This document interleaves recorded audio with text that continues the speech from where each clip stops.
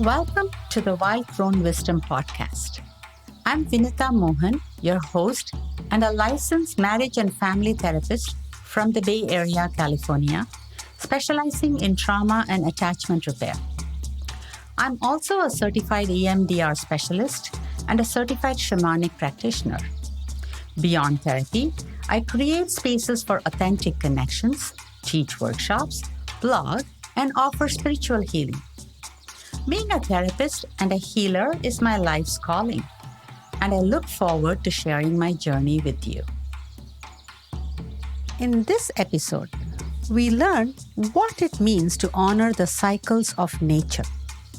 We inquire what nature is inviting us to explore during the season of winter.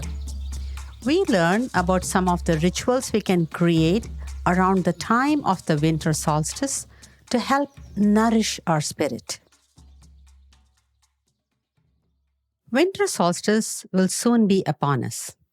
It is the darkest and shortest day of the year. As we approach this day on December 21st, what does it mean for each of us? What is your approach to darkness? Are you afraid of it? Deny it? Numb it? Avoid it? Or do you embrace it, honor it, celebrate it, immerse in it? If you look to nature as your divine source of wisdom, we can see how nature approaches it.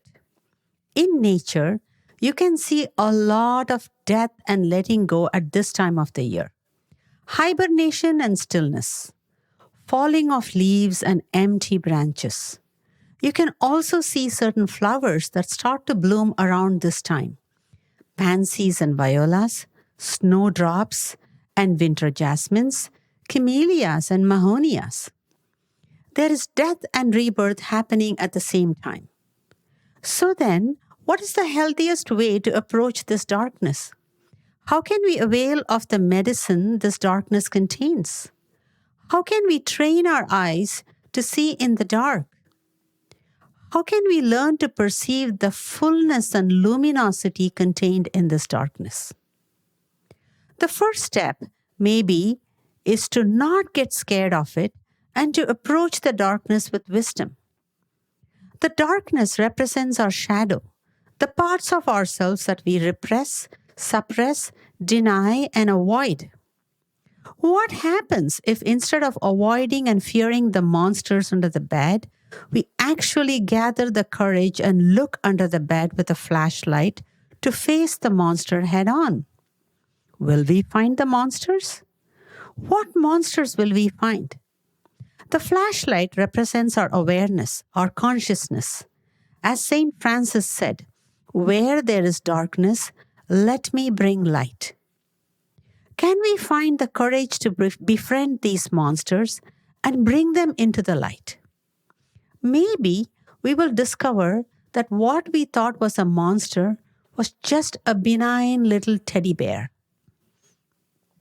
As a second step, perhaps we can inquire within ourselves, what is asking to die within me right now? One way to take that inventory is to look at everything that is in conflict with reality. Our resistance to what is. What within us is creating resistance and blocking the light? Our bodies are made of elements: earth, water, fire, air, and ether. If you look at them symbolically as a representation of how we think and perceive the world, perhaps we can inquire of the earth element, the ways in which we feel fixed and rigid.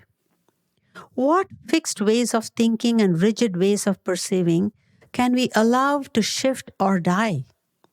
And in the process of dying, can we birth the compassion, tolerance, and stability of the earth element? The water element represents our highly emotional and reactive way of thinking and responding to the world. Reactivity blocks the flow and creates stagnant water, which begins to stink and develop diseases. Can we inquire as to how we can pause and remove the blockages so that we can allow ourselves to flow with life energy and nourish everything along the way?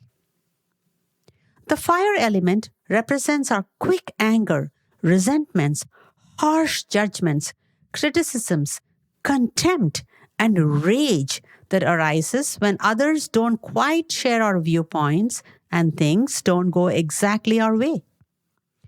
Can we quell this raging fire with some tolerance and use it to develop our own inner intuition so that we can learn to think for ourselves and not fall prey to spellcasters? Can we then use the light of this warm fire to enlighten others and warm their hearts as well as ours? Air represents abstract thinking, getting lost in concepts, head in the clouds, new age toxic positivity, and magical thinking, leading to denial of reality. Can we ground this in pragmatism and realism so that our visionary thoughts can be manifested in practical ways?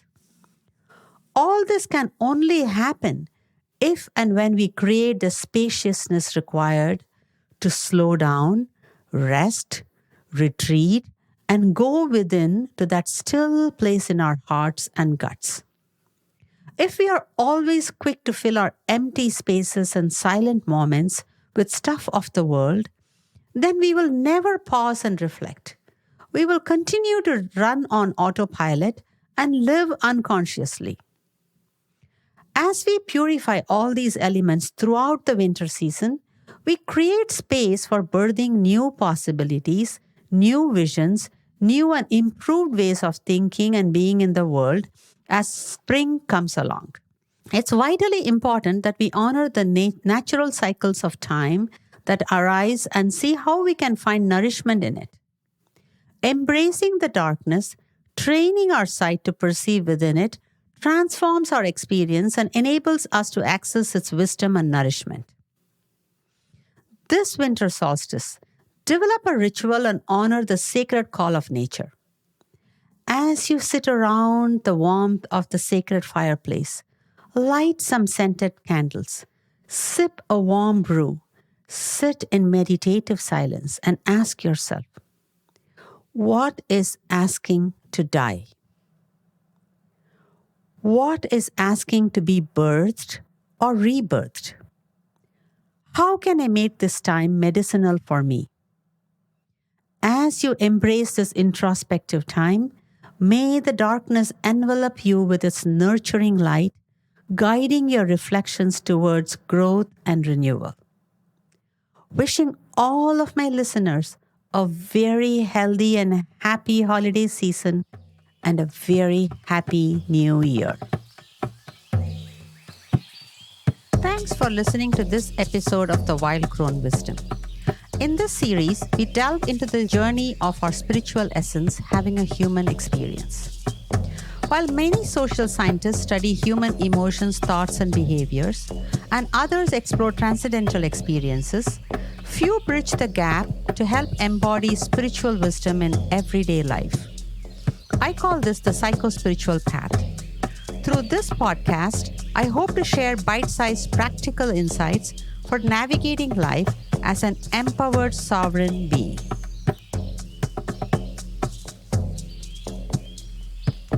Please be advised, the information provided in the Wild Crone Wisdom podcast is intended for general information purposes only. Vinutha Mohan is a licensed therapist and healer. However, the content shared in this podcast does not replace or constitute professional advice, therapy, or counseling. It is essential to consult with a qualified mental health professional for personalized guidance regarding your unique circumstances. Thank you.